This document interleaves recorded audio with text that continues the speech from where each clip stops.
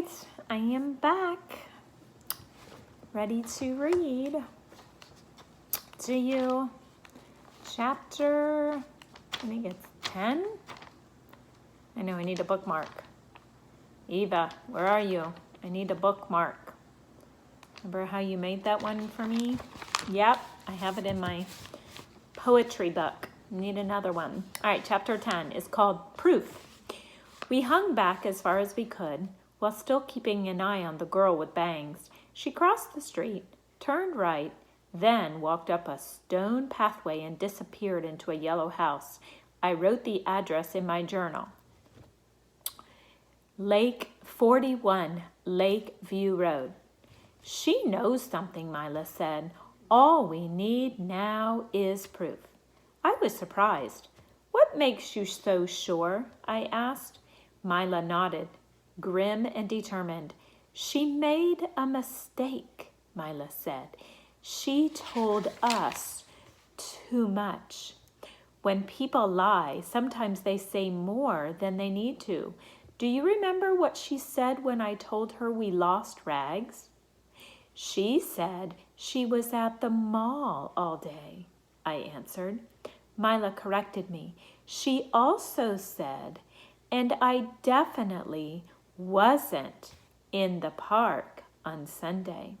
I grabbed Mila by the shoulders. Of course, that's it. We never told her what day Rags was missing. How could she have known it was Sunday? Mila glanced at her watch. There's still time, she said. If we're right, Rags will be home with you tonight. On the way back to my house, Mila sang as she rode. That was a good sign. It meant she was happy. And Mila was happiest when we were solving a case. The tune was London Bridge is Falling Down, but Mila changed the words around. Let's see if I can do this. Ragsy is a I can't do it, boys and girls. Ragsy is a drooling dog, drooling dog, drooling dog. Ragsy is a drooling dog. Watch out, you've been slimed. I called Ralphie Jordan right away. He told me the thread didn't match. Thanks, Ralphie, I told him. I just needed to be sure. Now, I've got one more favor to ask. And there they are, riding home. Or riding to the girl's house. We stashed our bikes behind some bushes and hid. Mila and I watched Ralphie walk up to the yellow house on 41 Lakeview Road. The girl with bangs answered the door. We couldn't hear what Ralphie was saying, but I had a pretty good idea. See, we needed proof, but Mila and I couldn't be the ones to get it. The girl had already seen us. She knew we were looking for Rags, but Ralphie Jordan was a new face. We told him to knock on the door and say he was on a scavenger hunt. He was supposed to ask for a couple of usual things: a safety pin, a yellow pencil, and one very important item, a piece of thread from a green sweater. In a few minutes, Ralphie was back, huffing and puffing. He held out the thread, his face beaming with pride. It was a perfect match. I think they found. She's the one, Mila said, gritting her teeth. There's something else, Ralphie added.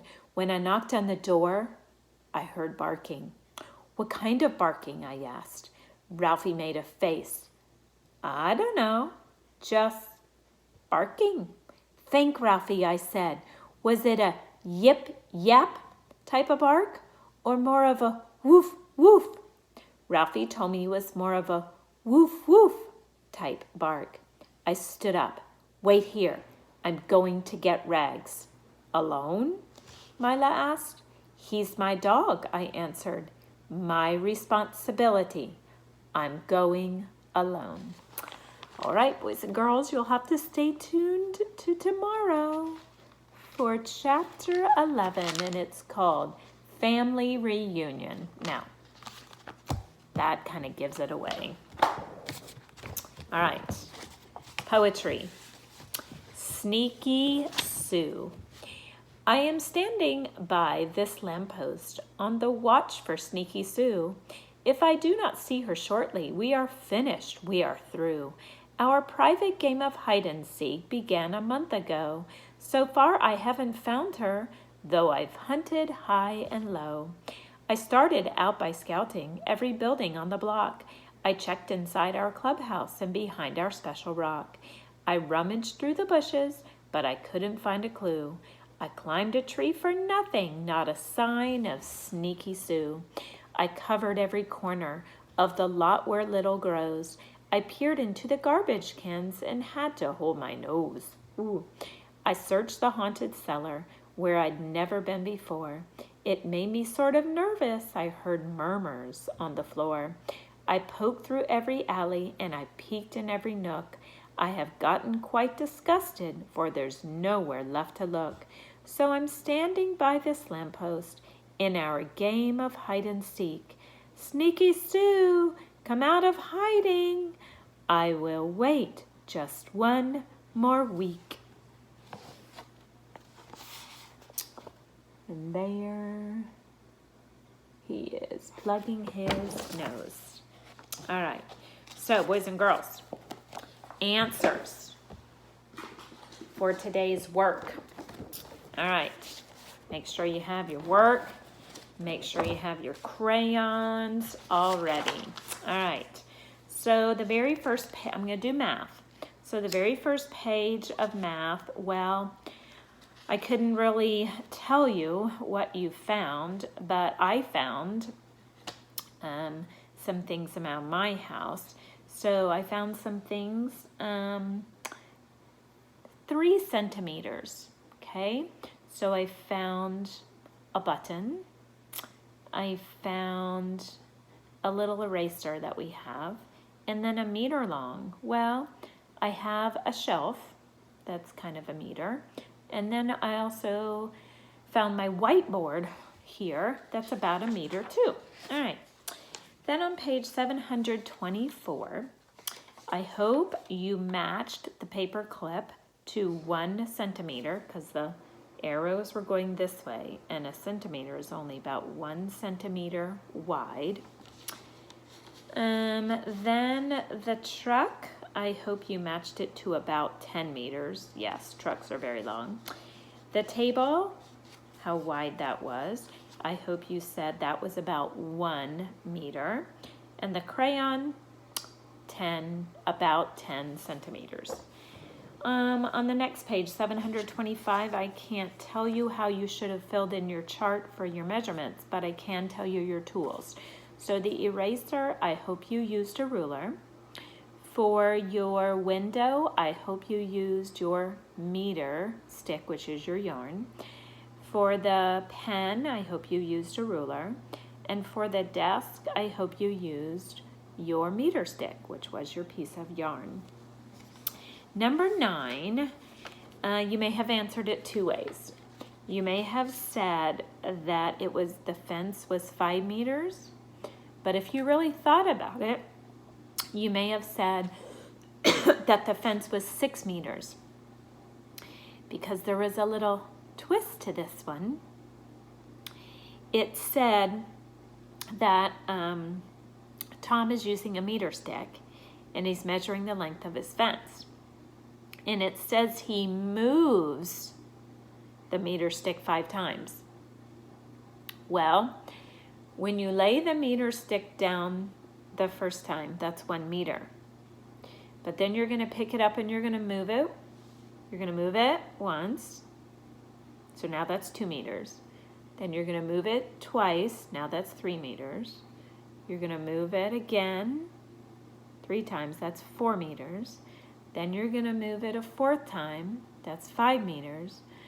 And then you're going to move it 1 more time the 5th time. And so now you're up to 6 meters. So if you said 6 meters, well, I can see that you would probably think that that was right. So I would accept both of them. Debbie says that her doll is 30 meters. 30 meters? 30 of those pieces of orange yarn? No way. I think she probably meant 30 centimeters. So, does she have a good estimate? No, because 30 meters is way too long for a doll. Number 11 on the back, I can't tell you what that was because everybody found something different.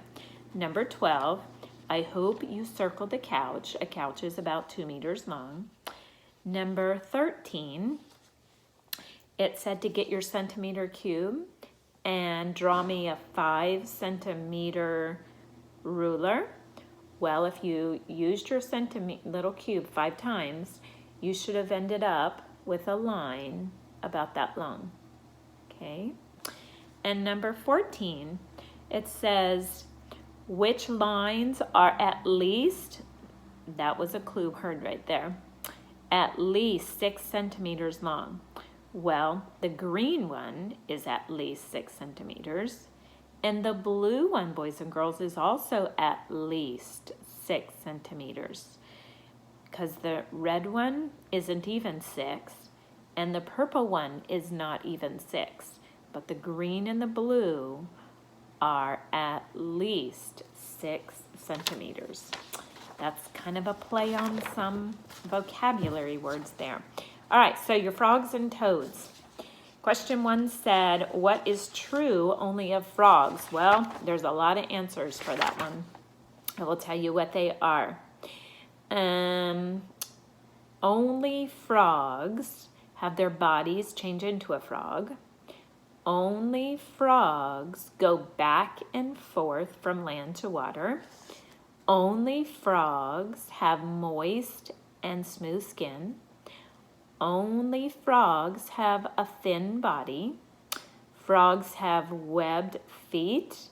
Frogs have tiny teeth in their upper jaws. Question 2, what is true only of toads? Only toads' bodies change into a toad. And toads mostly live on land. Toads have dry and bumpy skin.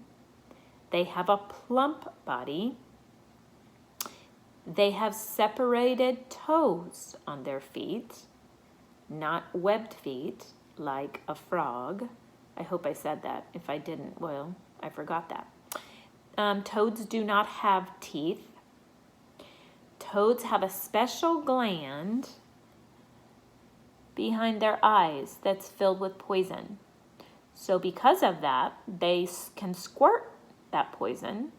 And then another thing, they can be harmful to pets and small animals. Last question, what is true of both frogs and toads? They're both amphibians. They both begin life in water. They both hatch from a jelly-like egg into a tadpole. They're both cold-blooded. They both have watertight skin. Both of them have tails that disappears when they're an adult. Both of them have long, sticky tongues.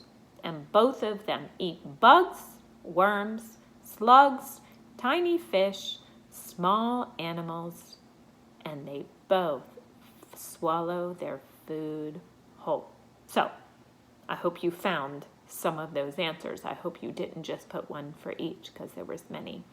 All right, boys and girls, that's the end for today, and we will see you tomorrow. All right, bye.